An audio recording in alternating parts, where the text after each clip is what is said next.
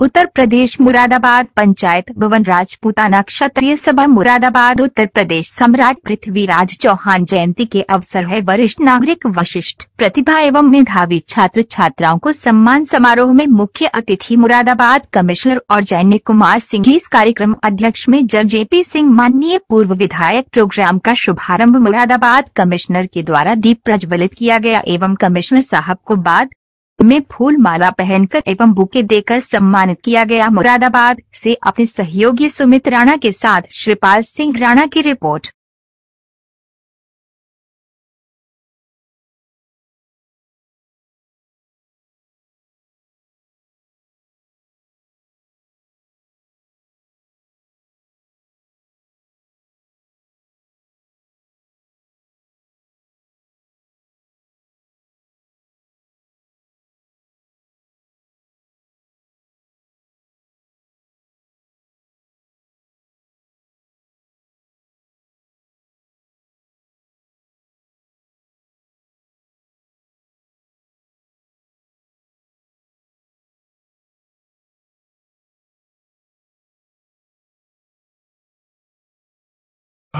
कि सर आप आए और अपना साल भर में उद्बोधन देने की महत्वपूर्ण गंपा करें।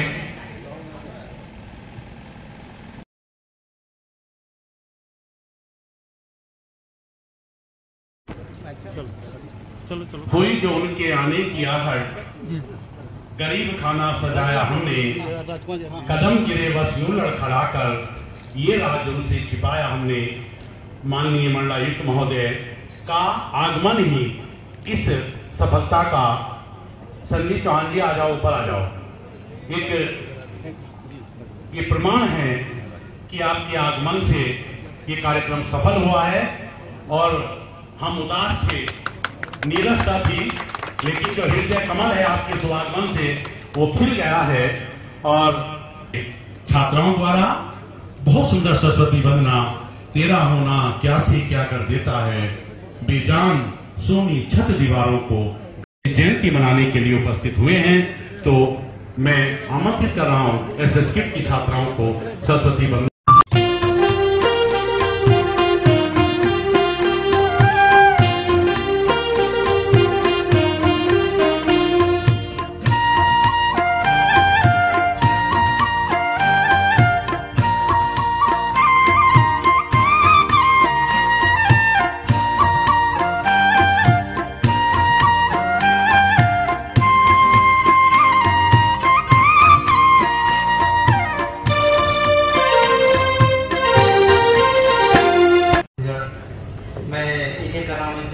समय बहुत ज़्यादा हो चुका है, मैं करीब उसमें से 50% लोगों को नाम से ही पहचान सकता हूँ।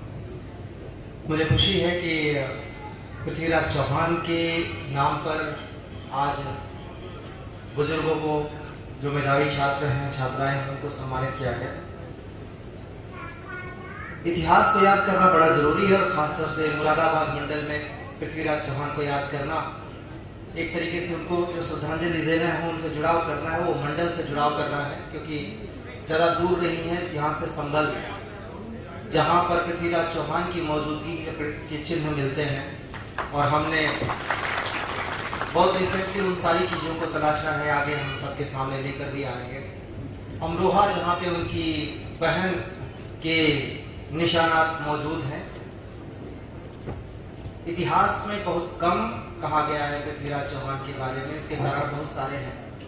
पृथ्वीराज चौहान के बारे में जानकारियां भी बहुत कम उपलब्ध है, केवल आकलन है, और शायद इसीलिए अभी तक हम उनकी एग्जैक्ट जन्म तिथि भी हम किसी नतीजे पर नहीं पहुंच सके हैं कि एग्जैक्ट जन्म तिथि उनकी पड़ती कब है। अलग अलग मत हैं उसके बारे में,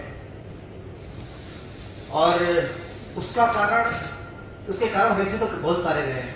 इतिहासकार मानते हैं कि उनके बारे में दस्तावेजी साक्ष्य उपलब्ध नहीं है, तथ्य उपलब्ध नहीं है, या फिर जिस तरीके से स्थापत्य कला के नमूने हैं या कुछ ऐसे चिन्ह हैं वो मौजूद नहीं है कि कोई बिल्डिंग हो, कोई ऐसी बड़ी चीज हो। पर इसमें निर्विवाद रूप से सारे मानते हैं कि अजमेर की गद्दी पे जो अल्पवयस्क अवस्था में जो व्यक्ति सिंहासन पर आरूढ़ हुआ, उसने अजमेर से लेकर दिल्ली, दिल्ली से लेकर कन्नौज कन्नौज और उसके बाद बुंदेलखंड तक अपनी मौजूदगी दर्ज कराई और ऐसा करने वाला वो पहला राजा था। इसमें कोई निस्संदेह नहीं है और इतिहास इस बात को मानता है। पृथ्वीराज चौहान किसी जातीय विशेष की या जातीय अस्मिता के प्रतीक नहीं है, क्योंकि पृथ्वीराज चौहान जब अजमेर से चले और वहां से लेकर कन्नौज तक और बुंदेलखंड तक जो उनकी लड़ाइयां हुई हैं वो न किसी धर्म विशेष के व्यक्ति से हुई है न किसी जाति विशेष की। इसमें कोई संदेह नहीं है कि पृथ्वीराज चौहान हमारे लिए उस पराक्रम का प्रतीक है, उस तेज का प्रतीक है, उस बल का प्रतीक है जिसकी तूती उस समय पूरी दुनिया में बोलती थी। और निश्चित रूप से पृथ्वीराज चौहान के समय में भारत समृद्ध रहा होगा, अन्यथा और कोई कारण नहीं था कि गोरी जैसा लुटेरा बार बार भारत पर आक्रमण करने का प्रयास करे। तो निश्चित रूप से ये सिर्फ इसी बात से इस बात को बल मिलता है कि लोग समृद्ध रहे होंगे, मंदिर समृद्ध रहे होंगे और लोगों के घर समृद्ध रहे होंगे। तो मैं एक आकलन कर रहा हूं कि अल्पवयस्क अवस्था में सिंहासन संभालने के बाद और जहां तक पृथ्वीराज चौहान की तलवार घूमी वहां सिर्फ रक्तपात ही नहीं हुआ, सिर्फ तलवार ही नहीं घूमी, वहां पर तेज शौर्य पराक्रम के साथ साथ समृद्धि भी घूमी होगी। और समृद्धि यूं ही नहीं आती, अन्यथा कोई कारण नहीं था कि गजनवी के बाद गोरी जैसा आक्रांता बार बार अटैक करता रहा। गोरी से जो पहला उनका युद्ध हुआ या उस समय के जितने भी युद्ध हुए उन सब से ये भी प्रमाणित होता है कि पृथ्वीराज चौहान सिर्फ अपना पराक्रम सिद्ध करने या लोगों के कत्ले आम के लिए नहीं थे, बल्कि उन्हें सिर्फ और सिर्फ इस बात से मतलब रहा होगा कि जो समृद्धि का साम्राज्य है वो कहां तक फैलता है, क्योंकि उन्होंने दुश्मनों को पकड़ने के बाद भी मारा नहीं। ये बहुत सारे उदाहरण हैं। और हमने संभल से लेकर और बुंदेलखंड और कन्नौज तक का साहित्य तलाशा, क्योंकि अब साहित्य में ही कुछ संभावनाएं हैं जहां पर कोई उनके बारे में तथ्य मिल सके। तो निश्चित रूप से जो संभल में के किले में चक्की का पाठ है वो कहीं ना कहीं आधा उदल से संबंधित था, क्योंकि परमार से लड़ाई पृथ्वीराज चौहान की हुई थी और अंततः उसमें पृथ्वीराज चौहान को विजय मिली। लेकिन जो साहित्य उपलब्ध है उसके अनुसार उन्होंने भी कुछ खोया और पहली बार युद्ध में एक योद्धा मारा गया, सैनिक मरे होंगे, लेकिन राजा के मरने का पहला प्रमाण था वहां की परमार का बेटा मारा गया, जो संयोग से पृथ्वीराज चौहान का दामाद भी हुआ करता था। उनकी बेटी बेला का पति भी था और इसीलिए बेला वहां सती हुई जहां पे राय सती तीर्थ स्थापित है। और वहां पे पृथ्वीराज चौहान ने अपने विजय के क्रम में या फिर अपनी बेटी के पति को खोने के सम्मान में या श्रद्धा स्वरूप उन्होंने ध्वजा लहराया था। वो ध्वजा मेला आज भी यहाँ पूरे पश्चिम में ज्यादातर जगहों पर होता है और इस मंडल में तो खास तौर पे होता है।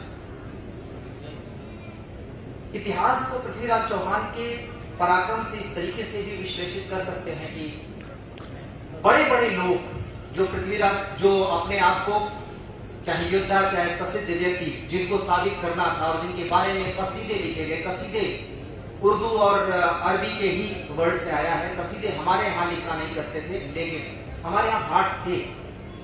भाटों का काम था किसी के बारे में प्रशंसा लिखना, तो वो खुल के कहते थे कि हम प्रशंसा लिख रहे हैं। जो कसीदे लिखे गए उन कसीदों में बहुत सारे लोगों को नायक बनाया गया और इस बात के लिए पृथ्वीराज चौहान से कभी उनकी भिड़ंत हुई थी। यानी पृथ्वीराज चौहान एक ऐसे नायक थे अपने दौर के, उन्होंने पूरे भारत को इस तरीके से प्रभावित किया कि किसी योद्धा को अपना नाम भी करना हो तो उसको अपना नाम पृथ्वीराज चौहान के साथ जोड़ना पड़ता था और ये लिखवाना पड़ता था कि हाँ उसने पृथ्वीराज चौहान से कभी लड़ाई लड़ी और पृथ्वीराज चौहान को 1 इंच पीछे कर दिया। ये महमूद सालार गाजी के साथ भी है, जो हिस्ट्री में हमने पढ़ा कि शायद वो कैरेक्टर था भी कि नहीं इसमें संदेह है, पर संबंध मेजा मेला लगता है वो इस बात के लिए भी है। हालांकि वो अब किसी धर्म विशेष का नहीं रहा, वो धर्मनिरपेक्षता का प्रतीक बन गया है, लेकिन उसके पीछे जो कहानी है, कई कहानियों में से एक है, वो ये भी है कि महमूद सालार गाजी की कभी पृथ्वीराज चौहान से लड़ाई हुई थी और पृथ्वीराज चौहान को उसमें पीछे हटना पड़ा था। हालांकि महमूद सालार गाजी और पृथ्वीराज चौहान के समय काल में 150 साल से ज्यादा का अंतर है, तो कोई कारण नहीं कि पृथ्वीराज चौहान की कभी महमूद सालार गाजी से मुलाकात नहीं हुई। लेकिन ये कसीदों में कहा गया। पृथ्वीराज चौहान के बारे में लिखे जो 2 महाकाव्य हैं, पृथ्वीराज चरित और पृथ्वीराज रासो, उसको इस बात के लिए इनकार कर दिया गया उसके तथ्यों को लिखने के लिए कि उसमें बहुत ज्यादा अतिशयोक्ति लिखी होगी। लिखने वाले ने ये नहीं कहा कि मैं इतिहास लिख रहा हूं, लिखने वाले ने ये भी नहीं कहा कि मैं तथ्य लिख रहा हूं, उसने कहा कि मैं उनकी महिमा लिख रहा हूं। जब महिमा लिखी जाती है तो महिमा को बढ़ा चढ़ाकर ही और कई सारी चीजों से तुलना करके ही लिखा जाता है। निश्चित रूप से उसमें अतिशयता के पुट होंगे, पृथ्वीराज चरित में भी अतिशयता के पुट होंगे, लेकिन इसका मतलब कि आप उसमें से कुछ भी नहीं लेंगे, कोई तथ्य ही नहीं लेंगे। और यही कारण है कि पृथ्वीराज चौहान के बारे में बहुत कम लिखा गया, क्योंकि बहुत सारी चीजों को मानने से इनकार कर दिया गया और इस बात के लिए कि पता नहीं वो थे कि नहीं थे। पृथ्वीराज चौहान पता नहीं शब्दवेदी पाठ चलाते थे कि नहीं चलाते। तो जो व्यक्ति अपने इतिहास, अपने समय के इतिहास को इतना प्रभावित करता हो कि बड़े से बड़े लोग उससे अपना नाम जोड़ने को मजबूर हो जाए अपनी प्रसिद्धि के लिए, वो यूं ही तो प्रसिद्ध नहीं रहा होगा कि केवल तलवार चलाता था, कि केवल भाला चलाता था, कि केवल एक योद्धा था। जो अजमेर से लेकर और कन्नौज तक और बुंदेलखंड तक को रोकने का साहस करता हो, निश्चित रूप से उसके पास एक बेहद अनोखे योद्धा की क्वालिटीज रही होंगी, उसके गुण रहे होंगे। तो हम क्यों नहीं मानते? और आज भी ऐसे लोग मौजूद हैं जो आवाज पे गोली चला लेते हैं, आवाज पे बाण चला लेते हैं। तो इस बात को न मानने के क्या तर्क है? पर मेरा जो ध्येय है उससे आगे का है। पृथ्वीराज चौहान की खूबियों का वर्णन करना नहीं है। आज हम पृथ्वीराज चौहान को याद क्यों करें? क्या सिर्फ एक राजा के तौर पे? क्या सिर्फ इसलिए कि एक राजपूत राजा थे इसलिए? या फिर उससे हमारा फायदा क्या है, हमारा लाभ क्या है? इतिहास जीने के लिए नहीं होता, इतिहास सीखने के लिए होता है। इतिहास बहुत सारे तरीके से हमें सिखाता है कि हमें क्या करना है, क्या नहीं करना है, किस चीज से प्रेरणा लेनी है। पृथ्वीराज चौहान एक बहुत मजबूत दृढ़ इच्छा शक्ति के प्रतीक है और आज के दौर में उस चीज को याद करना और जानना बहुत जरूरी है। विडंबना ये है कि इतिहासकारों ने कुछ नहीं कहा तो हमने भी पृथ्वीराज चौहान के बारे में ज्यादा पता करने की कोशिश नहीं की। हम पृथ्वीराज रासो पकड़ के बैठे रहे, हम पृथ्वीराज चरित पकड़ के बैठे रहे, जिसको बार बार वो खारिज करते रहे। हमने कहा नहीं, हम यही मानेंगे। मानने का कोई कारण नहीं है कि आप हर एक चीज को मानेंगे।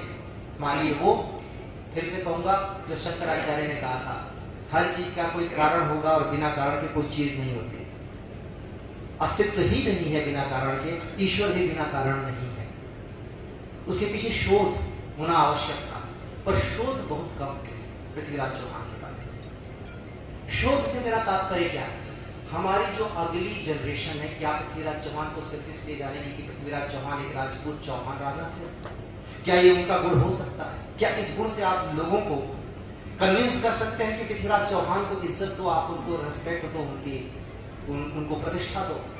ये वजह तो नहीं हो सकती। या फिर चौराहों में पृथ्वीराज चौहान की प्रतिमा लगाकर हम पृथ्वीराज चौहान को सम्मान दे सकते हैं, वैसे जैसे अम्बेडकर जी को सम्मान दे रहे हैं या गांधी जी को सम्मान दे रहे हैं।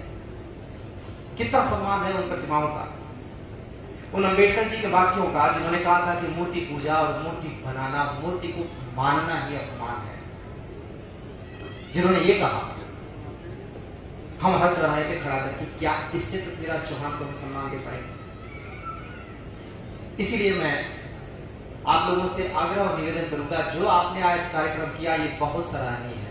पृथ्वीराज चौहान को सम्मान उस तरीके से देंगे कि दृढ़ इच्छा शक्ति से उनको जोड़िए, उनको इस बात से जोड़िए कि जिस बालक ने देखा था कि उसकी माँ बहुत सारे सिपाह सालारों के सहयोग से शासन चला रही है, इसलिए कि उसके ऊपर छाया किसी बड़े की उठ चुकी है और उसके बावजूद हिम्मत करता है।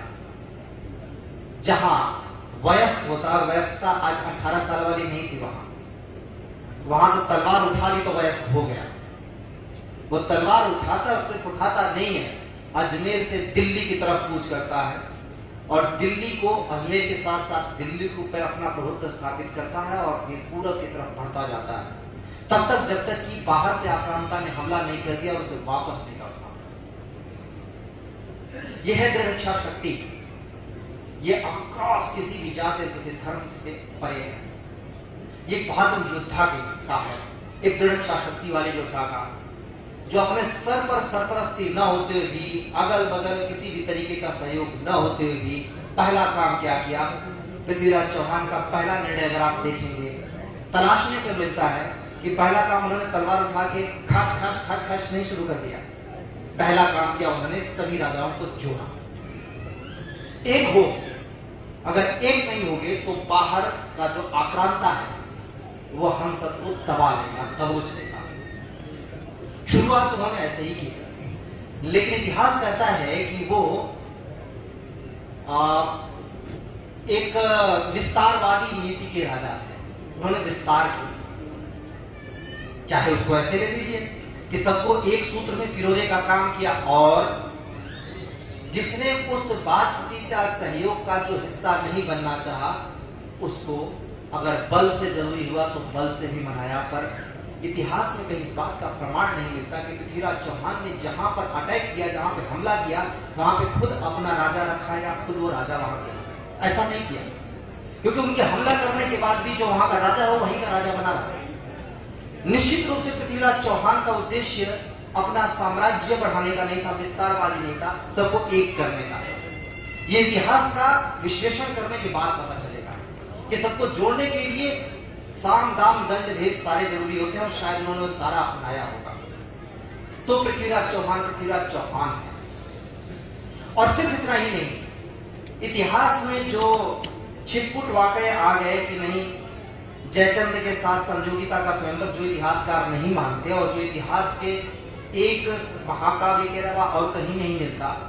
लड़ाई का कारण संजोगिता थी नहीं थी, पर कन्नौज से युद्ध हुआ था।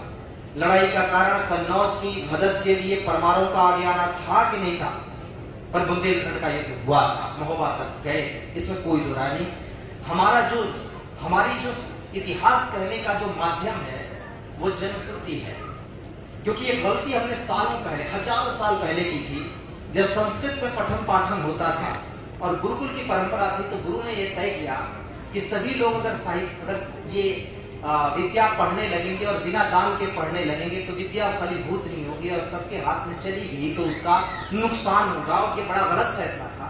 और तब उन्होंने ये तय किया कि हम लिखेंगे नहीं, जो इसके पहले वेद पुराण वगैरह सारी चीजें लिखेंगे, अब हम लिखेंगे नहीं, अब हम ट्रांसफर करेंगे जुबान से। ये मध्य युग के पहले का युग था, जब गुरु और शिष्य के बीच में आदान प्रदान जुबानी होने लगा, और हमारी कहानियां भी जुबानी चलती थी। तो अब कौन सी कहानी और कौन सा तथ्य ये पता नहीं चलता, लेकिन इसमें कोई दुराय नहीं कि संस्कृत को खत्म करने में इस बात ने बड़ा रोल निभाया होगा, और हमारे इतिहास को दस्तावेजी तौर से दर्ज करने में भी इस बात ने बड़ा रोल निभाया होगा। लेकिन इसका नुकसान ये हुआ कि पृथ्वीराज चौहान ने संभल में एक छोटा किला बनाया, एक हरि मंदिर बनाया। रामपुर के ऐजन खेड़ा में उन्होंने एक हरि मंदिर बनवाया, और शायद और कहीं भी बनाया होगा, ये तो जो मुझे पता है वो मैं बात कह रहा हूं। और सब मिट गए, सबके नामो निशान मिट गए, क्योंकि उसके बाद फिर पृथ्वीराज चौहान के कई सालों बाद एक आक्रांता आया, जो पश्चिम से चलकर नालंदा तक और उससे आगे तक बढ़ता गया, और उसका एक ही काम था, सारे विश्वविद्यालय नष्ट करो, सारे अध्ययन केंद्र नष्ट करो, सारे मंदिर नष्ट करो। और वो बढ़ता चला गया, उसने नालंदा विश्वविद्यालय को जला दिया। नालंदा विश्वविद्यालय पे पहली बार ऐसा नहीं कि हमला हुआ था, एंटी बुद्धिज्म वगैरह में बहुत सारे हमले हुए थे, पर इस एक बात ने कि पश्चिम से लेकर पूरब तक एक व्यक्ति सिर्फ इस बात के लिए सेना लेकर घूमता रहा कि हम सारे प्रमाण जलाएंगे और सारे प्रमाण ध्वस्त करेंगे। इस बात से हमारे इतिहास का बड़ा नुकसान हुआ होगा, और शायद पृथ्वीराज चौहान के बारे में चीजें रही भी होंगी तो हमें अब नहीं पता, क्योंकि वो स्थापत्य कला के नमूने नहीं मौजूद है, कि कोई कागज नहीं मौजूद है, कोई दस्तावेज नहीं मौजूद है जो सुरक्षित हो। शायद नालंदा विश्वविद्यालय में सुरक्षित रहा हो, अब नहीं है। इसलिए जरूरी है कि पृथ्वीराज चौहान को आज के समय से जोड़ने के लिए हम उस चीज को जोड़ें जो आज हमारे काम। पृथ्वीराज चौहान निसंदेह प्रेरणा के स्रोत है सबके लिए, इस पूरे भारत और भारतीय समाज के लिए। वो उत्तर के शासक बन के रह गए, शासक भी नहीं, उत्तर को जोड़ने वाले बन के रह गए। क्योंकि शासन तो उन्होंने दिल्ली के भीतर स्थापित किया ही नहीं, दिल्ली और अजमेर तक सीमित रह गए। जबकि उन्होंने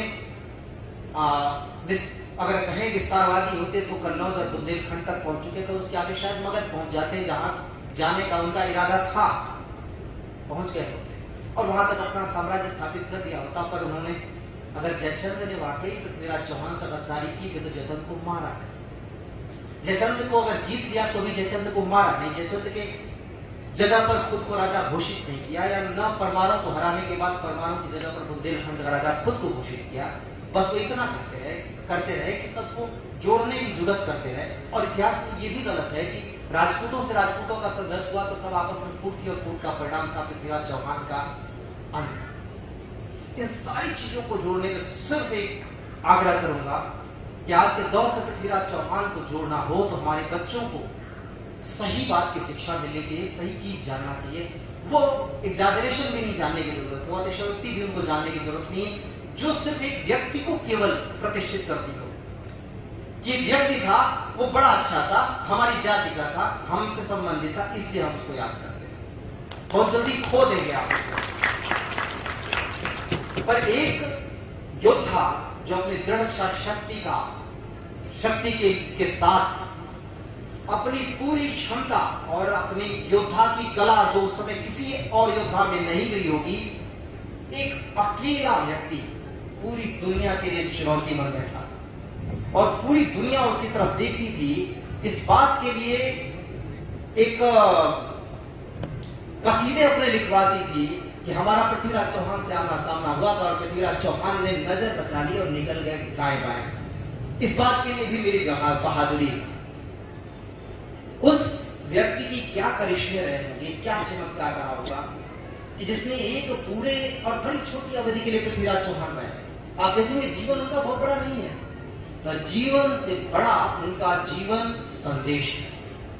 ये जितने समय रहे, आज भी हम पृथ्वीराज चौहान को, हम ही नहीं बाहर भी पृथ्वीराज चौहान के बारे में दुनिया में अगर नाम भी होता है, उनको लोगों में लोकप्रिय हैं, तो वो कारण होगा, केवल दिल्ली और अजमेर कारण नहीं हो सकता। केवल उनका संभल, या और संभल उसमें बहुत बड़ा शहर था, संभल कन्नौज या बुंदेलखंड उसका कारण नहीं था। उसका कारण था एक योद्धा की दृढ़ प्रतिज्ञा, दृढ़ शक्ति, उसकी क्षमताएं, उसका कौशल, उसका पराक्रम, उसकी बहादुरी और एक सूत्र में सबको करने का साहस जो पहली बार हो रहा था। और शायद इसीलिए पृथ्वीराज चौहान उस दौर में सबसे बड़े राजा बन के उभरे। और एक और भी चीज लास्ट में कहूंगा, और शायद इसीलिए पृथ्वीराज चौहान के पराभव का मतलब था गुलाम वंश का एक बड़े साम्राज्य पर अपना जो उनका अधिकार, और उस अधिकार ने एक नई नींव रख दी कि फिर बाद में सालों बाद जब बाबर आया और राणा सांगा ने फिर वही गलती की, लुटेरा है चला जाएगा, लोधी को मारकर, उसे गलती की सजा बाद में पीढ़ियों ने भुगती। राणा सांगा में वो पराक्रम था तो वो लोधी को अगर मूव करते चित्तौड़गढ़ से तो बाबर की हिम्मत नहीं थी कि वो बॉर्डर पार करके इधर आ जाता। पर दिक्कत ये थी कि लोधी से हमेशा लड़ाई होती रहती थी, तो लोधी को पहले खत्म करना था। तो ये खत्म कर देगा, इसको चुटकी में मैं खत्म कर दूंगा, और इसी में मामला बिगड़ गया। क्योंकि राणा सांगा को पता था कि मेरी बहादुर, मेरा पराक्रम कितना बड़ा है। पृथ्वीराज चौहान ने क्या गलती की, किस वजह से क्या हुआ, ये इतिहास में बहुत विश्लेषण का विषय है। और आज वो सब्जेक्ट मैटर भी नहीं, और इतिहास वाले जाने, हमें तो उससे मतलब नहीं। हमें इस बात से मतलब है कि हमारे लिए वो जरूरी क्यों है, हमारे लिए वो प्रासंगिक क्यों है, हमें उनसे क्या सीखना है। और मैं अगर पृथ्वीराज चौहान को याद करता हूं तो मेरे अंदर वो ऊर्जा, वो जोश, वो दृढ़ इच्छा शक्ति, वो अपने आप को एक व्यक्ति के तौर पर लोगों के लिए प्रतिष्ठित करने की आकांक्षा, इच्छा और साहस पैदा होता है। और इस बात का संदेश मिलता है कि जीवन मतलब आयु बड़ी नहीं होनी चाहिए, जीवन का संदेश बड़ा होना चाहिए, और उन्होंने वो साबित किया। बहुत ही सारगर्भित और प्रेरणादायक वो जानकारी भी दी, उस इतिहास को उन्होंने हमारे सामने प्रस्तुत करने का काम भी किया और निश्चित तौर से जो जानकारी उन्होंने दी है वो जानकारी हम आने वाली पीढ़ी को शेयर करेंगे। आने वाली पीढ़ी को हम देंगे ये स्मृति चिन्ह माननीय मंडलायुक्त महोदय को और देते हुए, और ये पगड़ी का डॉक्टर परवेज सिंह जी और दूसरे परवेज सिंह जी पूर्व सीएमओ, उन्हें पगड़ी पहना करके ये सम्मान, ये सबसे बड़ा सम्मान है और ये जो है स्मृति चिन्ह उन्हें देते हुए इसी एक बार जोरदार तालियां आपकी फिर मैं माननीय मंडलायुक्त महोदय के लिए। अब मैं अंत में माननीय कार्यक्रम के मेरा निवेदन डॉक्टर कहा जाए तो डॉक्टर परमेंद्र सिंह जी चौहान जो हैं उन्होंने बहुत बड़ा कार्य किया है, जमीन से जुड़कर के कार्य किया है, उनको साधुवाद, बधाई। इसी क्रमों में मैं आमंत्रित कर रहा हूं बिना किसी देरी के आज के कार्यक्रम के अध्यक्ष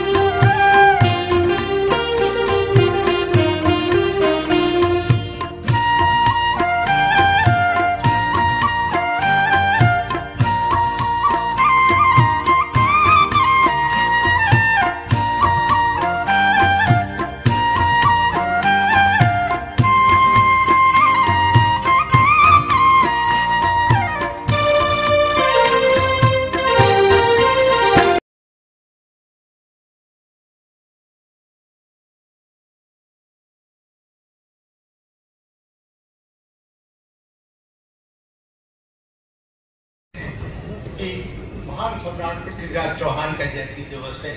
हम सब लोग एकत्रित हुए हैं, बहुत भीड़ थी आज, बहुत लोगों में जोश था।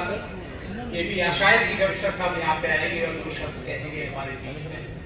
मैं आयोजकों को हार्दिक बधाई देता हूँ। सब कुछ आपके समक्ष कमिश्नर साहब ने रख दिया है, अधिक नहीं कहना चाहता, सब कुछ आपके समक्ष है। और ये कमिश्नर साहब का आना ही बड़ी खुशी का प्रोग्राम रहा हमारे लिए। और सारी जनता जितनी भी क्षेत्र के आए हुए हैं, पूरे मंडल के लोग आए हुए हैं, ये नहीं तो बलगवाद के हो, पूरे मंडल के लोग आए हुए हैं। और आने के बाद में सबने आपका भाषण सुना और हम लोग यही प्रार्थना करते हैं कि पृथ्वीराज चौहान की एक मूर्ति यहाँ पे लगाई जाए औरंगाबाद जनपद के अंदर। हम लोग सब पूरा प्रयास करेंगे, पैसे की कोई कमी नहीं है, जितना भी हो सकेगा और बड़ी मूर्ति लगाई जाएगा। तो कमिश्नर साहब आपसे प्रार्थना करता हूँ, यहाँ रख रखा है चौराहे का नाम पीली कोठी, क्या पीली कोठी नाम है साहब? पीली कोठी नाम रखेगा है कि पृथ्वीराज चौहान नाम रखेंगे आप तो कम से कम लोगों को मालूम होगा, जनता को मालूम होगा, पूरे हिंदुस्तान को मालूम होगा जो यहाँ पर हाथ के जाएंगे। अधिकता कह करके मैं हार्दिक बधाई है उन लोगों के लिए देता हूँ और कमिश्नर साहब के लिए खास तौर से तो यहाँ पर आए और हमारा मनोबल बढ़ाया। बहुत बहुत धन्यवाद। मैं आदरणीय इंजीनियर राजकुमार चौहान जी को भी प्लीज आमंत्रित कर रहा हूं कि आप आए और माननीय कमिश्नर महोदय का अतिथि वृंद का स्वागत एवं जो है आभार अभिव्यक्ति दोनों करने की महत्व अनुगमा करेंगे। मंच पर आदरणीय राजकुमार चौहान इंजीनियर साहब एक बार जोरदार तालियों के साथ अभिनंदन। राजपूताना क्षत्रिय सभा मुरादाबाद द्वारा आयोजित महान सम्राट पृथ्वीराज चौहान जी की जयंती के अवसर पर मैं उनके श्री चरणों में नमन करता हूं। आज के कार्यक्रम के यशस्वी अध्यक्ष माननीय पूर्व विधायक मेजर जेपी सिंह और मुख्य अतिथि के रूप में मुरादाबाद मंडल के लोकप्रिय मंडलायुक्त महोदय, विशिष्ट अतिथिगण, मातृशक्ति लोकतंत्र का चौथा स्तंभ पत्रकार बंधु, भीषण गर्मी और ज्यादातर तो मुझे साहब ने बता ही दिया है। मैं पुनः सभी का हार्दिक अभिनंदन करते हुए यह संदेश देना चाहता हूं कि अपने समाज की एकता बनाए रखेंगे, साथ ही शिक्षा पर विशेष ध्यान देते हुए विकास की मुख्य धारा से जोड़ने का प्रयास करेंगे।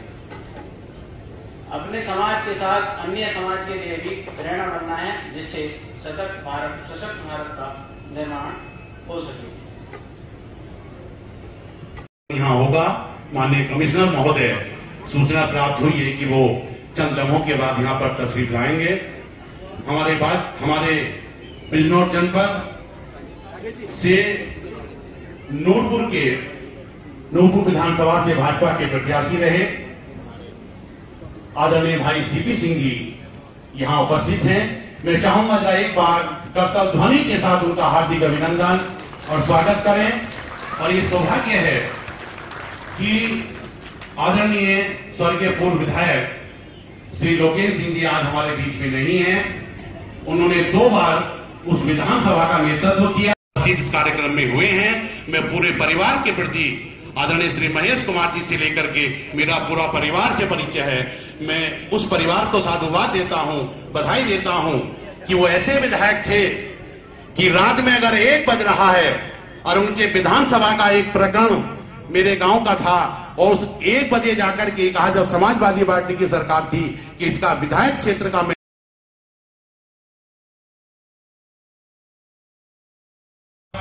इस मंच के माध्यम से हार्दिक अभिनंदन करता हूं। एक बार जोरदार तालियों के साथ अभिनंदन और स्वागत।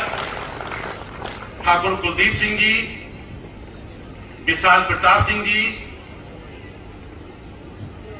अरुण प्रताप सिंह जी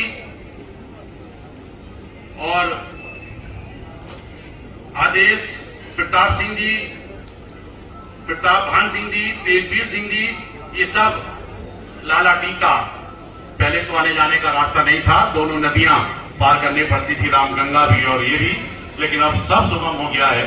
मैं सभी लाला टीका वालों का मंच के माध्यम से हार्दिक अभिनंदन और स्वागत करता हूं। और चूंकि कार्यक्रम तैयार भी है, मैं इसी क्रम में, चूंकि ये संगठन जिन्होंने सींचा, सजाया और संवारा है, भाई राजकुमार चौहान जी हमारे बीच में उपस्थित हैं। मैं स्वागत तो कर ही रहा हूं, लेकिन मैं उन्हें ससम्मान मंच पर आमंत्रित कर रहा हूं कि आप आए और मंच पर अपने मुखारबिंद से हम सबका मार्गदर्शन करने की महती अनुकंपा करें कि फलक को अगर जिद है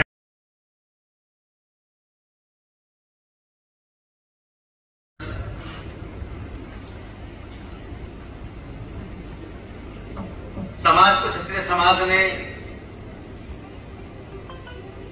किसी भी कालखंड में हो अपनी योग्यताओं से, अपनी सामर्थ्य से सींचने का सार्थक कार्य किया है। उस इतिहास को याद रखने के लिए जरूरी है कि हम अपने महापुरुषों को याद रखें, उनके जीवन से, उनके कर्तव्य परायणता से सीख सके, लाभ ले सके। क्योंकि आज तो विडंबना ये है कि हमारे महापुरुषों को जो वर्ग के लोग अपमानित करते रहे हों, लेकिन उनको देते रहे।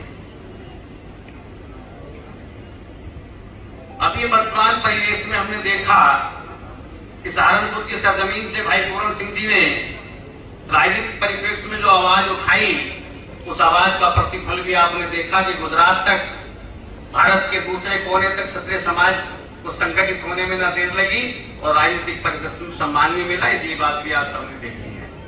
तो जरूरी है कि हम सब अपने समाज के प्रति संवेदनशील रहें, अपने दैनिक कार्यों के साथ साथ सामाजिक संगठनों को भी सींचते रहे, संवारते रहें। और बहुत जरूरी है, जो लोग संगठन चला रहे हैं उनका भी दायित्व है कि वो समाज के अपने साथियों को सम्मान देते रहें। मुझे प्रसन्नता है यहाँ अखिल भारतीय क्षत्रिय सभा मुरादाबाद के जिला अध्यक्ष भाई रंजीत सिंह भी बैठे हैं, दूसरे पदाधिकारी भी बैठे हैं, क्षत्रिय विकास मंच के पदाधिकारी नहीं दिखाई दे रहे हैं। सबको होना चाहिए साथ साथ, क्योंकि अभी भाई हृदय सिंह ने कहा कि मुरादाबाद पे तो एक ही कर लेते तो अच्छा रहता। एक ही हैं, लेकिन उनके जिस प्रकार सीबीएसई, सीएससी या यूपी के बोर्ड अलग अलग है, लेकिन पढ़ाई जब होती है तो हाई स्कूल, इंटर की डिग्री सबको मिलती है। इसी प्रकार हम, अलग बात है कि संगठन के रूप से ढांचे अलग अलग हों, लेकिन सारे लोग क्षत्रिय हैं और क्षत्रिय ही हैं और क्षत्रिय समाज के विकास और उद्भव के लिए ही कार्य करते रहते हैं।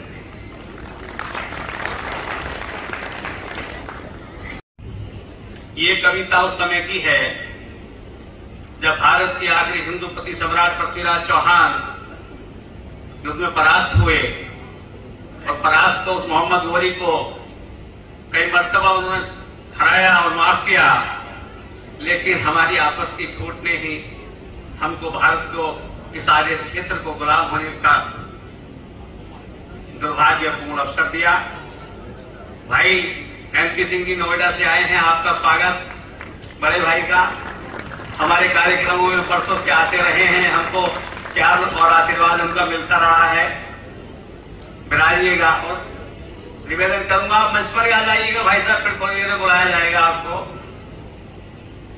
तो ये उस समय का क्षण है जब पृथ्वीराज चौहान गजनी में कैद हैं।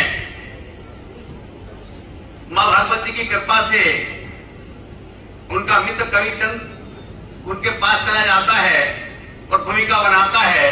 वो सम्राट से कहता है, जब कवि ने दुर्गा याद करी, सबद बाण का हुआ हुक्म जा गजनी में फरियाद करी।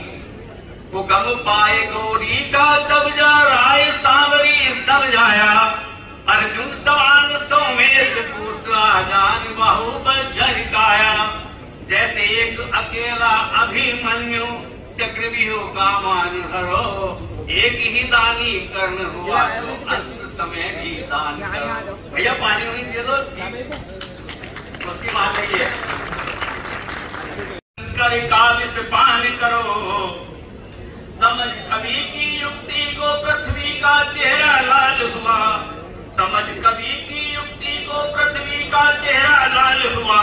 फर्क के भुजबल केहरी के निज केहरी से सवाल हुआ। मैं देश मरूं परदेश मरूं, मैं देश मरूं परदेश मरूं, पर हिंद मेरा आजाद रहे, पर हिंद मेरा आजाद रहे। दिल्ली का मान बढ़ाने को, दिल्ली का मान रहे ऊंचा, ये बात सभी को याद रहे। नहीं गजनी में फरियाद बने, नहीं गजनी कोई गौरी तज अपने प्राण चला, गौरी तज अपने प्राण चला। घड़ियाल भेद था मेरी, है भारत माए बिनती मेरी, तू ऐसे वीर सदा देना। है भारत माए बिनती मेरी, तू ऐसे वीर सदा देना, तू ऐसे वीर सदा देना। उत्तम कोटि के वीरों से मां भरी रहे तेरी सेना, मां भरी रहे तेरी सेना। काम करता हूं कि ये जयंती बनाई जाएगी पृथ्वीराज चौहान की चढ़ाई। दूसरी चीज ये है साथियों कि आज से ठीक 10 दिन पहले 9 मई को महाराणा प्रताप की जयंती भी मनाई गई थी और उसको इस अवसर पर मैं उनके चरणों में भी नमन करूं तो मेरे लिए ये उचित नहीं होगा। तो महाराणा प्रताप को भी के चरणों में भी आज मैं इस अवसर पर उनको भी नमन करता हूं। साथियों और सुनने लायक बात है, मैं एक बात ये कहूंगा कि हमारे यहाँ राजपूत समाज में एक एक चीज सुनने लायक है। बहुत बहुत बड़े वीर और योद्धा हुए जो आजकल भुला दिए गए हैं, चाहे बप्पा रावण हो, चाहे राणा सिंघा हो, चाहे कुंभकर्ण के राजा महाराजा कुंभा हो, अनेक हो। तो मैं 2 पंक्तियां कहा करता हूं कि सबके जीवन में दर्द, सबके जीवन में दर्द और आंखों में पानी है। सबके जीवन में दर्द और आंखों में पानी है। एक से एक बढ़कर योद्धा हुए हैं, हर एक की अलग कहानी है, हर एक की अलग कहानी। एक से एक बढ़कर योद्धा हुए इसमें कोई बुराई नहीं, लेकिन कहानियां सबकी अलग है। साथियों चूंकि के लिए प्रसिद्ध है और एक बार वियतनाम के राष्ट्रपति हमारे देश आए तो जैसा कि दिल्ली में कोई बाहर देश का राष्ट्रपति या उस देश का प्रधानमंत्री आता है तो महात्मा गांधी जी की,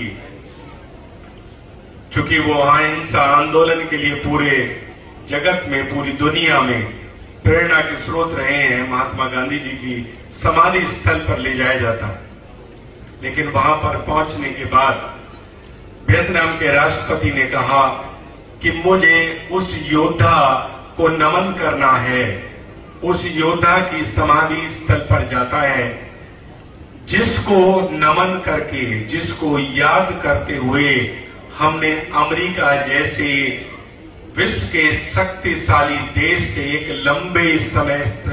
लंबे समय तक युद्ध किया है और उसको परास्त किया है, और उसका नाम है महाराणा प्रताप।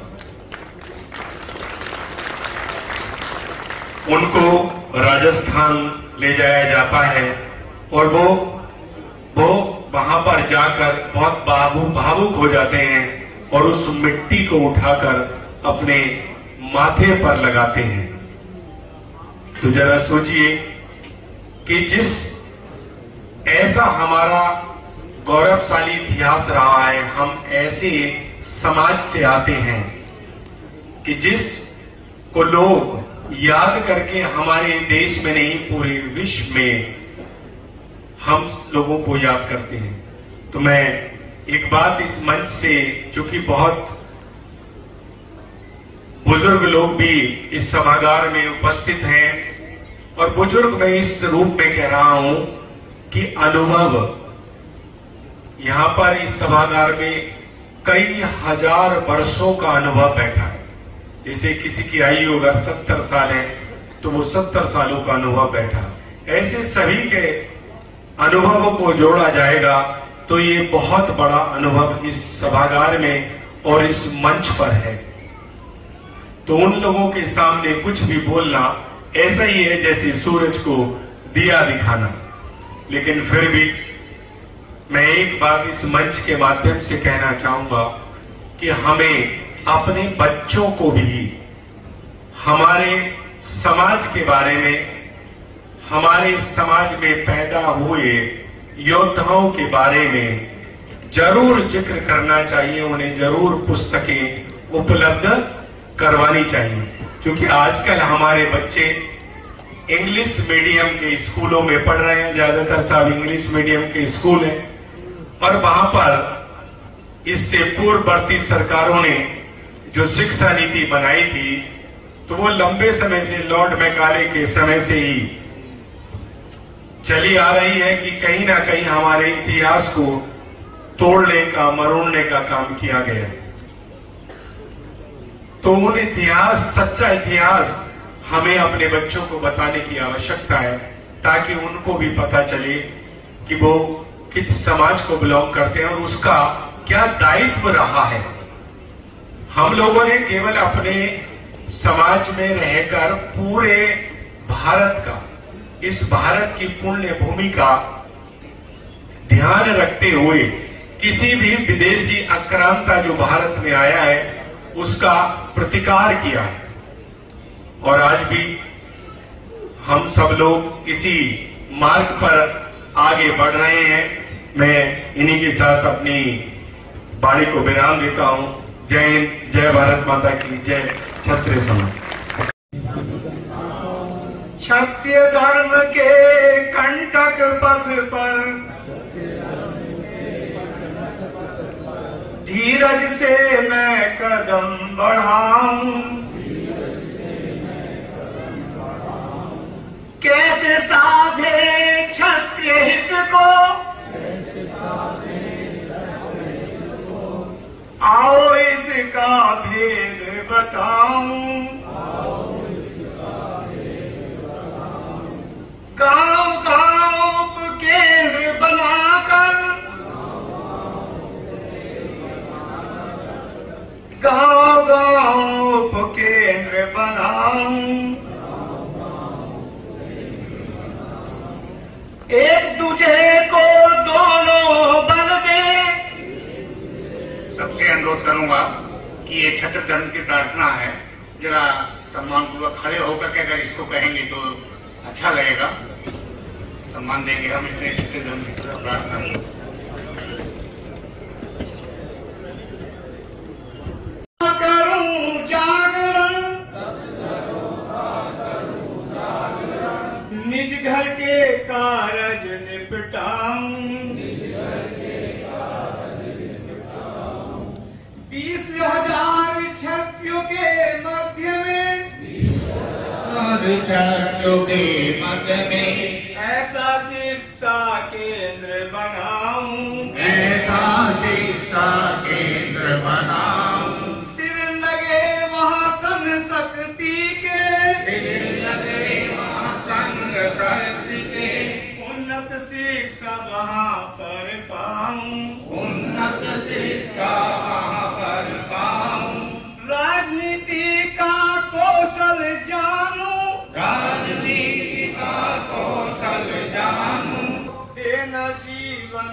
भर अपनाऊं, देना जीवन भर अपनाऊं।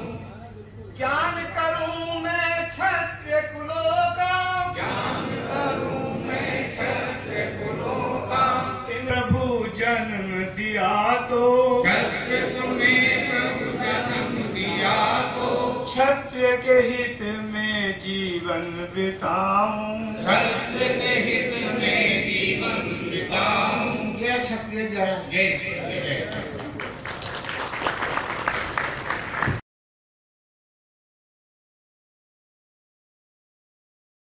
हूं।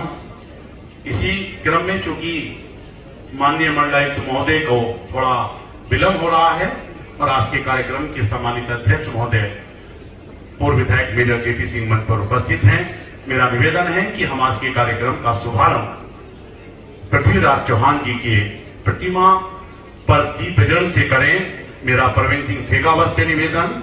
आदरणीय सर, फिर भी जितना समय का सदुपयोग हो जाए, मेरा निवेदन सतीश राणा बैस जी से कि मंच पर आ जाएं जरा और आज के दीप प्रज्वलन के कार्यक्रम का हम विधिवत शुभारंभ करें। मेरा निवेदन सम्मानित आज के कार्यक्रम के अध्यक्ष महोदय जी से, पूर्व अध्यक्ष भारतीय जनता पार्टी आदरणीय राजपाल सिंह जी से, आदरणीय देवराज सिंह चौहान जी से, सीपी सिंह जी से, आदरणीय एसपी सिंह जी से कि महाराणा प्रताप की प्रतिमा पर दीप प्रज्वलन कर आज के कार्यक्रम का विधिवत रूप से शुभारंभ करें। हम सदा चलते रहेंगे हिमखंडों से सदा। ये वंदना आपको पसंद आई है? अगर पसंद आई हो तो जरा बहुत सुंदर इन साधुवाद और बधाई इन सभी छात्राओं के लिए। और इसी श्रृंखला में कार्यक्रम दीप प्रज्वलित हो चुका है और कार्यक्रम का विधिवत हमने शुभारंभ भी कर दिया है। मैं बड़े सम्मान के साथ साकेत चौहान जी को, जो कार्यकारी अध्यक्ष भी हैं, साकेत चौहान जी को आमंत्रित कर रहा हूं कि आप आएं और जो हमारे राष्ट्र नायक भी हैं, महान सम्राट भी हैं, जिनकी आज हम जयंती मना रहे हैं, उनके संक्षिप्त जीवन परिचय के लिए मैं बड़े सम्मान के साथ आमंत्रित कर रहा हूं भाई साकेत कुमार सिंह को, जो किसान।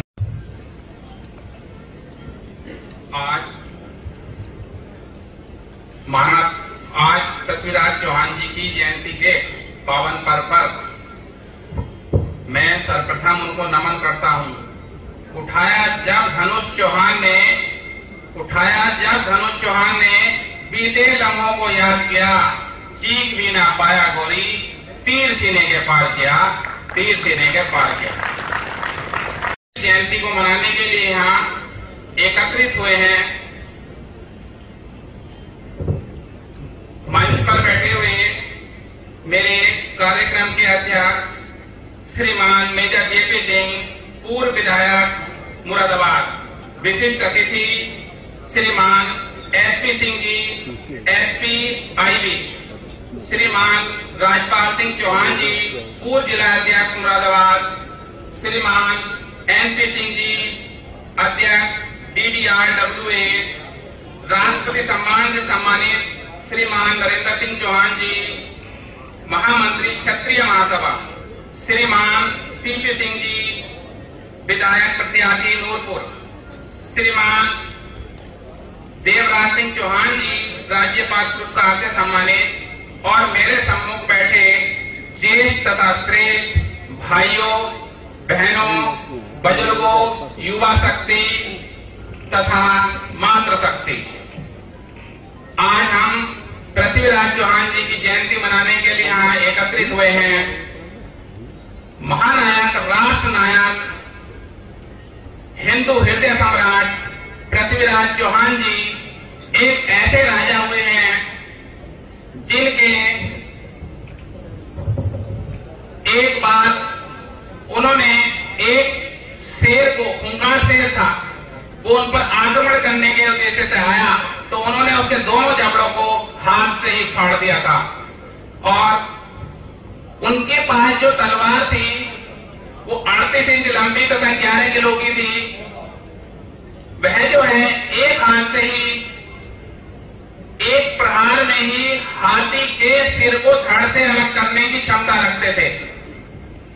एक प्रहार में ही वो हाथी के सिर को धड़ से अलग कर देते थे। ऐसे महान योद्धा थे पृथ्वीराज चौहान। उनका जन्म जो है वैशाख मास की तृतीया को 1148 ईस्वी में होना माना जाता है। कई बार इसमें जो है अलग अलग मत भी हैं।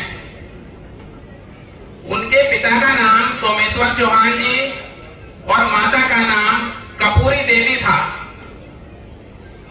बचपन से ही बहुत कुशाग्र तथा कई भाषाओं में उन्हें ज्ञान था और वो बहुत बड़े योद्धा भी थे।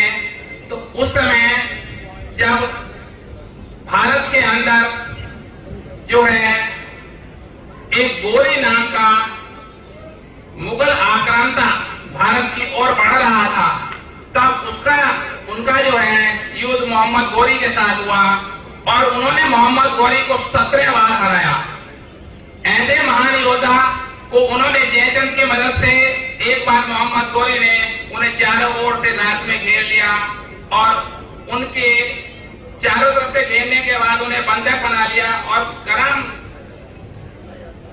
सरियों के माध्यम से उनकी दोनों आंखों को फोड़ दिया गया। इसके उपरांत उन्हें जो है अफगानिस्तान ले गया। उस समय उनके साथ जो है उनके मित्र जो चंद्रवरदाई थे वो भी वहां बंधक बना के ले जाए गए थे। तो वहां पर इस दृष्टि से जब मोहम्मद गोरी के मन में आया कि इनसे कुछ सीख लिया जाए, तो चंद्रवरदाई जी ने कहा कि इनके पास जो है शब्द वेदी बाण है, अर्थात ये शब्द भेदी बाण चलाने में कुशल हैं। तो मोहम्मद गोरी ने उनसे शब्द भेदी बाण सीखने के उद्देश्य से अपने आप को राज सिंहासन पर बैठाया तथा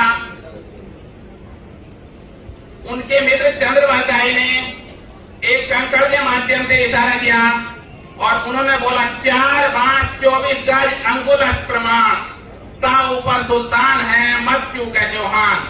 इतना कहते ही मोहम्मद गोरी ने शाबाश किया और पृथ्वीराज चौहान ने जो है अपने बाण से आक्रमण किया और मोहम्मद गोरी के सीने में बाण जाकर लगा और मोहम्मद गोरी सिंहासन से लुढ़कता हुआ नीचे आ गिरा। इसके उपरांत जो है उन चंद्रवरदाई तथा पृथ्वीराज चौहान ने आपस में एक दूसरे को कटार मारकर जो है अपना जीवन का जो है मां भारती के चरणों में जो है निछावर कर दिया। ऐसे महान योद्धा को मैं बार बार नमन तथा वंदन करता हूँ। भारत में बहुत से महान योद्धा हुए हैं, उनके बारे में भी थोड़ा सा बताना चाह रहा हूँ एक कविता के माध्यम से। आप ध्यान से सुनेंगे। उठो जवानों, अरे उठो जवानों, हम भारत के स्वाभिमान सरताज हैं। अभिमन्यु के रथ का पहिया चक्रव्यूह की मार है। उठो जवानों, चमके जो की दिन कर चमके, उठे जो की फूल उठे। चले चाल मस्तानी गसी हंसे सुपिपदा भाग खड़े। हम भारत की तरुणाई है, और हम भारत की तरुणाई है, माता के गलहार हैं। उठो जवानों, उठो जवानों, खेल कबड्डी कह कर पाले, में ना घुस जाए दुश्मन। प्रतिद्वंदी से ताल ठोक के कह दो भाग जाए दुश्मन। माजी जाके वीर शिवा हम, और माजी जाके वीर शिवा हम, राणा के अवतार हैं। अभिमन्यु के रथ का पहिया चक्रव्यूह की मार है। उठो जवानों, उठो जवानों, और उठो जवानों, हम भारत के स्वाभिमान सरताज।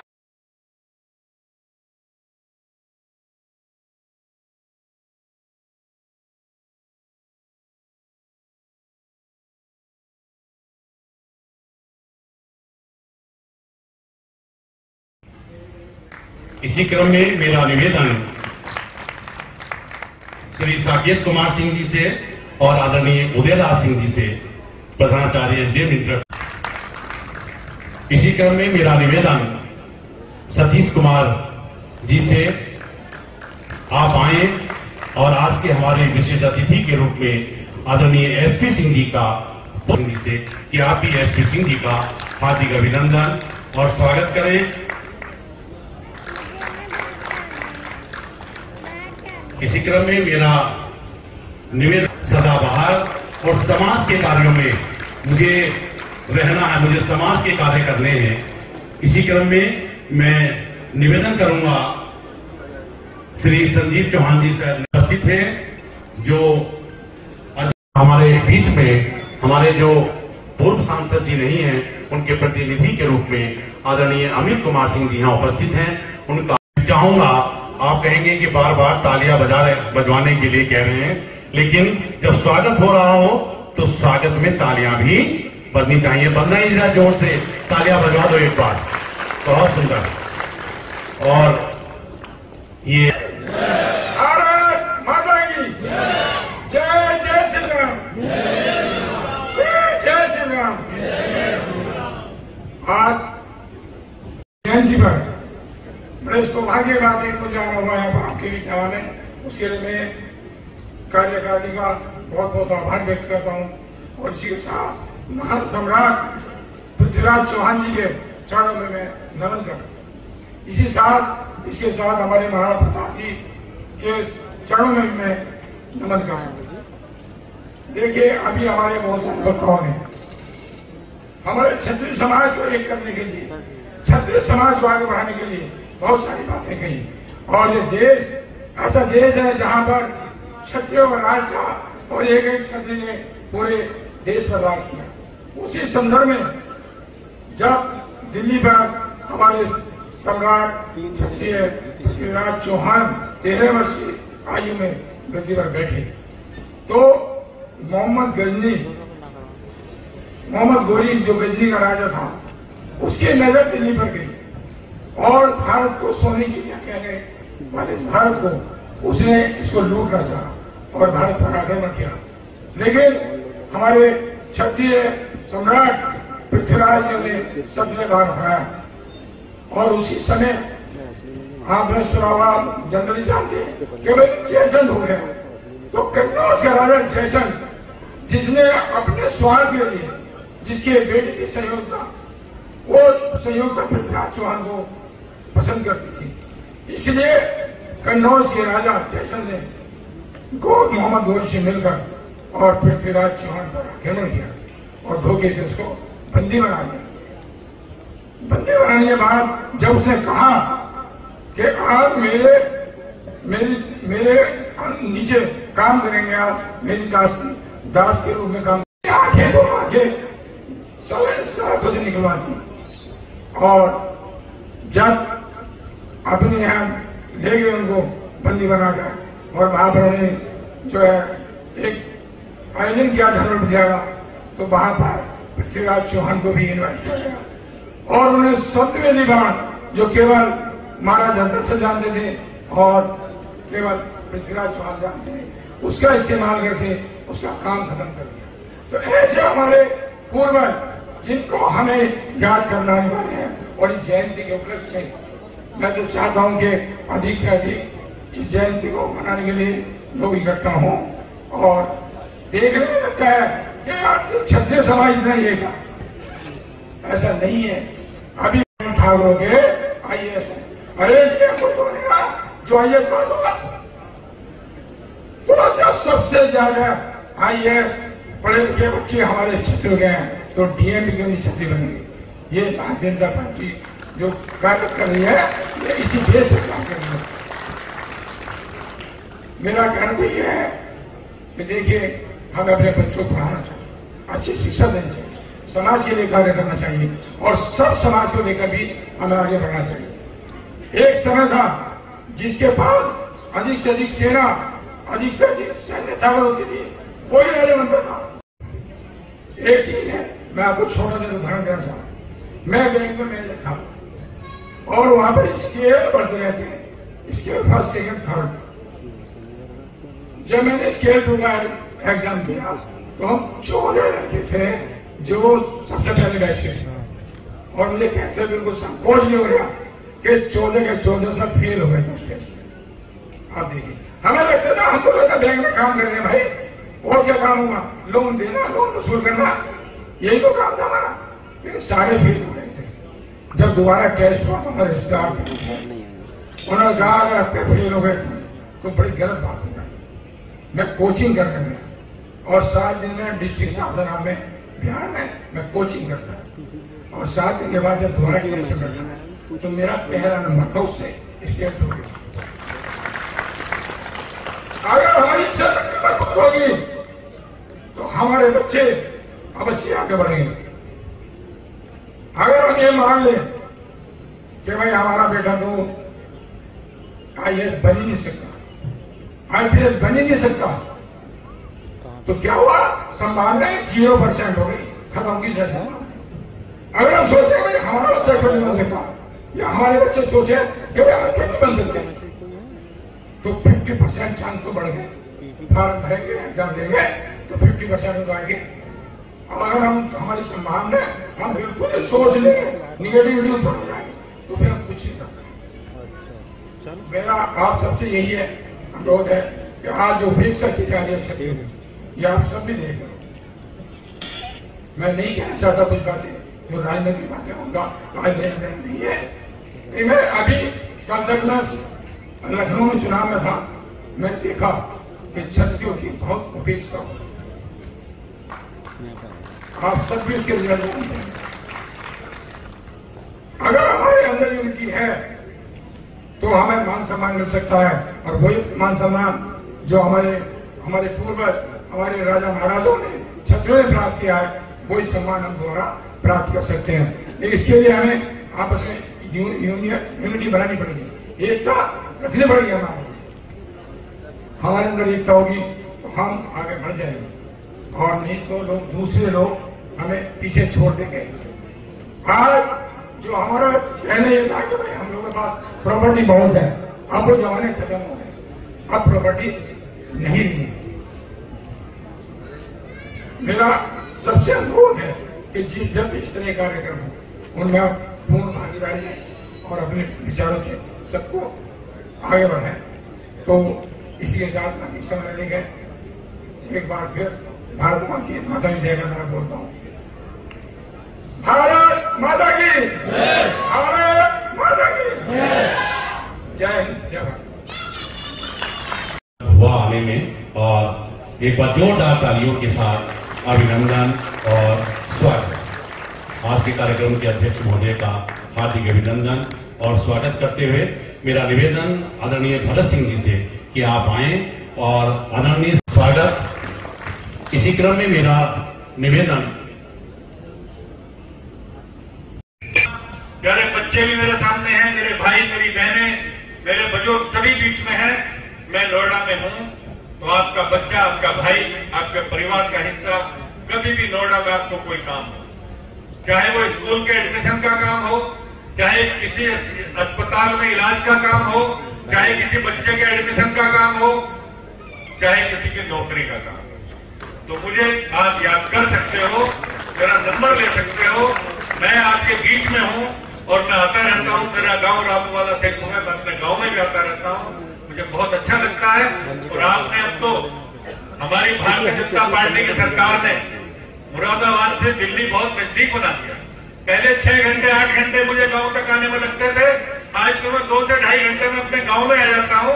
इसके लिए मैं अपनी भारतीय जनता पार्टी की सरकार को भी धन्यवाद देना चाहता हूं। और साथियों, आपको बता दूं कि पृथ्वीराज चौहान जी ने जिस तरह से भारतवर्ष का नाम रोशन किया है, उसी तरह से आज हमारे मुख्यमंत्री माननीय योगी आदित्यनाथ जी भी उसी तरह से काम कर रहे हैं। उन्होंने भी राक्षसों का नाश किया। साथियों, उन्होंने भी राक्षसों का नाश किया है। जो राक्षस पूरे देश में त्राही त्राही मचाए हुए थे, उनका नाम लेना नहीं चाहूंगा। वो राक्षस थे, बदमाश नहीं थे, वो भी पूरे राक्षस थे। उनका नाश अगर किया है तो माननीय योगी आदित्यनाथ जी ने किया है। मैं उनको धन्यवाद करना चाहता हूं साथियों, और चाहता हूं कि आप इस मुरादाबाद की धरती से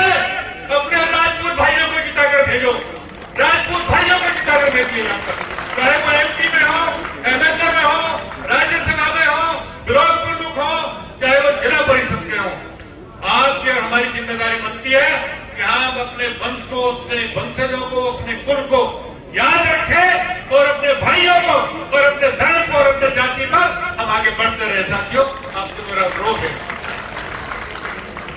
आज हमारे बीच में हमारे मंडल आयुक्त आने वाले थे, नहीं आ पाए किसी वजह से। अगर वो होते तो मैं उनसे एक अनुरोध जरूर करता कि मुरादाबाद के अंदर एक पृथ्वीराज चौहान जी की मूर्ति का अनावरण करें, यहां पर लगाएं, हम सब मिलकर उसका पैसा धन अर्जित करेंगे। हम देंगे उसका पैसा, यहाँ पर मुरादाबाद के अंदर लगाया जाना चाहिए। मैं अध्यक्ष महोदय से कहना चाहता हूँ, अपने माननीय मेजर साहब से कहना चाहता हूँ, पूर्व विधायक से, विधायक साहब आपने बड़ा नाम रोशन किया, आपने बड़ा काम किया क्षेत्र के लिए। आप अभी बूढ़े नहीं हुए, आप अभी जवान हैं, आप आगे आइए और उठाइए बीड़ा, इन कामों को पूरा करिए। हम सब लोग क्षेत्र की जनता, नोएडा की जनता, मुरादाबाद की जनता, बिजनौर की जनता, अमरोहा की जनता आपके साथ कंधे से कंधा मिलाकर काम करेगा। हम सब आपके साथ हैं। भारत माता की क्षत्रिय एकता, क्षत्रिय एकता, राजपूत एकता, भारत माता की। और उसके लिए पंक्तियां कि खुदा ने इस तरह बुलंद किया, मैं थक गया तो हवाओं ने मुझे बुलंद किया, और मेरी मजाल कि मैं आसमान को छू सकूं, न जाने किन किन की दुआओं ने मुझे बुलंद किया। एक बार जोरदार तालियां एमपी सिंह जी के लिए। बहुत बहुत साधुवाद, धन्यवाद। आयुक्त महोदय का पदार्पण होने वाला है। ये कार्यक्रम की सफलता का भाई सुहेल खान जी हैं, सचिन कुमार जी हैं हमारे बीच में, हम हैं। भाई लवली यादव जी, ऐसे काम नहीं चलेगा, प्लीज। सुहेल साहब ऐसे नहीं लौट कर जाइए प्लीज, जरा सम्मान है ये, है ना। कासिम खान जी हैं, उनको भी बुलाइए। वो सुहेल साहब कहां चले गए? आदरणीय प्रेम प्रकाश जी हैं ना, इनको सबके इंटरमीडिएट या अन्य परीक्षा में 90% से स्थान के सम्मानित करें। सर आप वहीं रहें, बच्चा ले लेगा वहां से।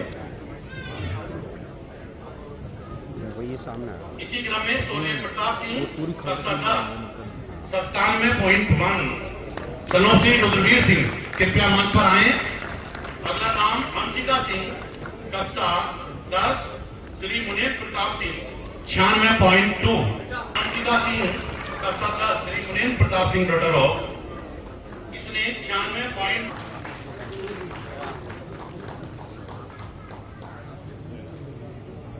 इसी का चौहान 96 अंक प्राप्त।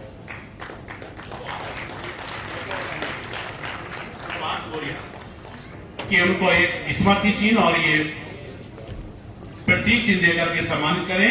बीटेक में 95,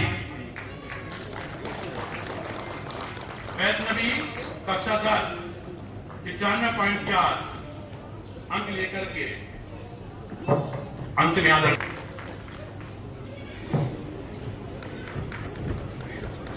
प्रोफेशन होने के बाद भी समाज के लिए ये बहुत बड़ी बात है। हेलो, नमस्कार जी, मैं पत्रकार बोल रहा हूँ। अभी बच्चे से नंबर लिया है।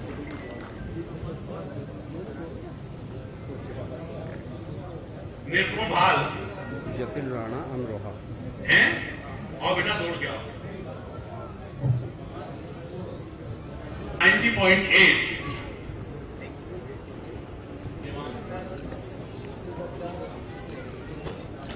देवांश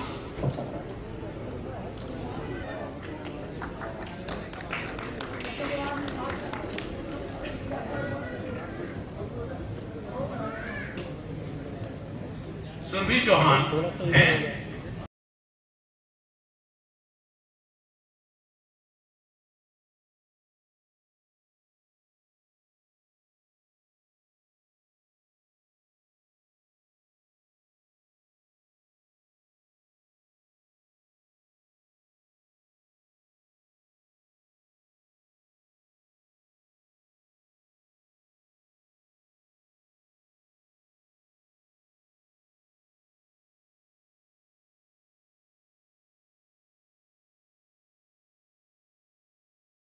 श्री सुधीर कुमार जी।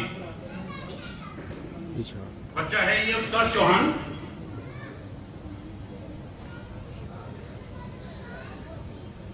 समर्पित कक्षा 10 एसडीएम इंटर कॉलेज।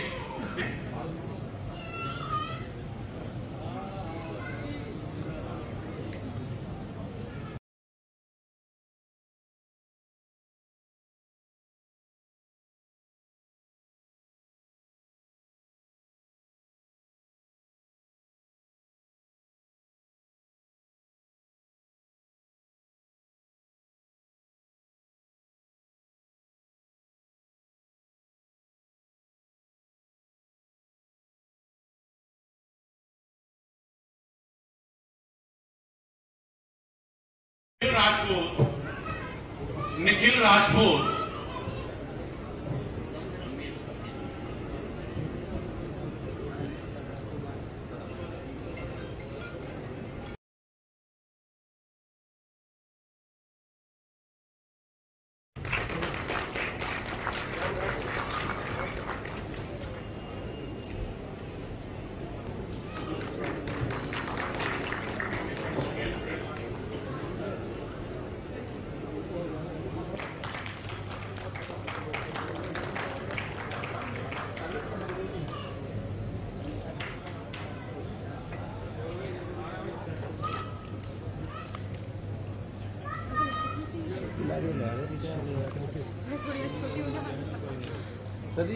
एलईडी बंद कर दे, 1 मिनट बोल दो।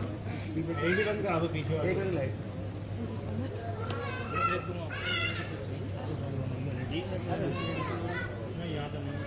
मेरा नंबर छोड़िए।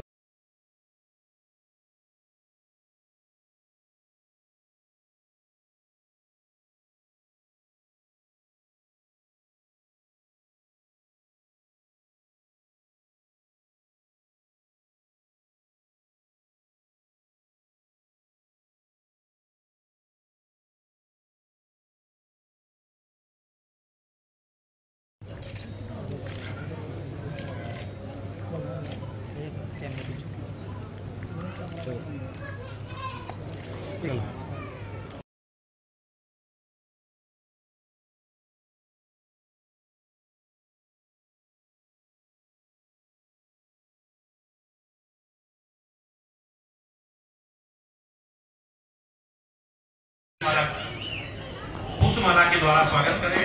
मेरा निवेदन देवेंद्र सिंह जी महानगर हैं कि मंच पर आ जाएं।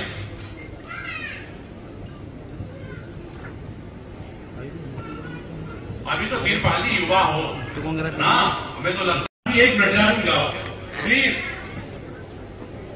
हमारे बीच में आ चुके हैं और ये राजपुताना की क्षत्रिय सभा का सौभाग्य है कि इंतजार की घड़ियां खत्म हुई और वो सुखद की अनुभूति हमें हुई जब उनका सौभाग्यमन इस मंच की तरफ को हुआ।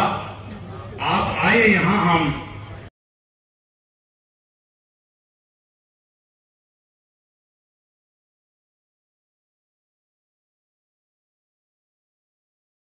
अभिनंदन और स्वागत। मेरा निवेदन आदरणीय राजकुमार सिंह जी से कि पुष्प गुच्छ के द्वारा उनका हार्दिक अभिनंदन और स्वागत करें।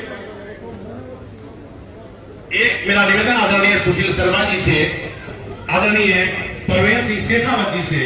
सर यहां से आ जाइए। शेखावत जी एक बार इधर से एक पुष्प ले लीजिएगा, है ना। आपके तो वरिष्ठ मंडल के अधिकारी हैं।